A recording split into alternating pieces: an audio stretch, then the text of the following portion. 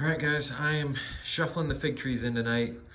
It is going to be 42 forecasted tonight, which they would be okay if you left them out at that. But if you can keep them warmer, they'll stay more active growth. They'll like it more. So on weekends, nights, it's easier for me to shuffle them in and out. I do. This is part of the hassle of getting more trees. When I just had, a handful of trees, shuffling them in and out every night was so easy.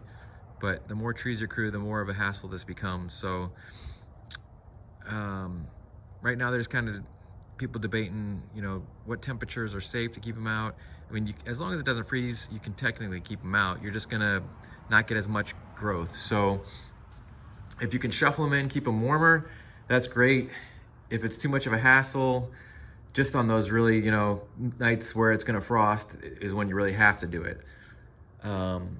But yeah, I've always historically shuffled as much as I can.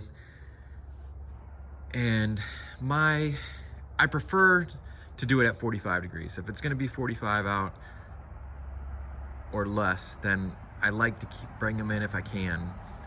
But not the end of the world, but you're gonna get more growth if you can keep them warmer.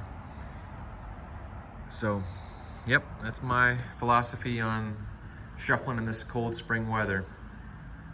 Another thing out there is people say they like to keep it in the garage until it's nightly temperatures of, like, say 50 degrees out. And I mean, that's just kind of really late to me to put the trees out, especially when they're really leafed out like this. So I prefer the earlier transition, bringing them out earlier, getting that sun on them.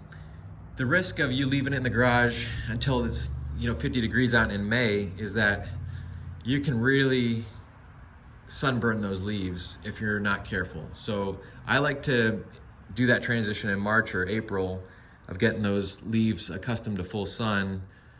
It is a pain shuffling, I agree with that, and especially the more trees I accrue, it's harder. It was really easy when I had a handful of trees, but now that I have 35 trees, it's a pain in the butt bringing them in and out.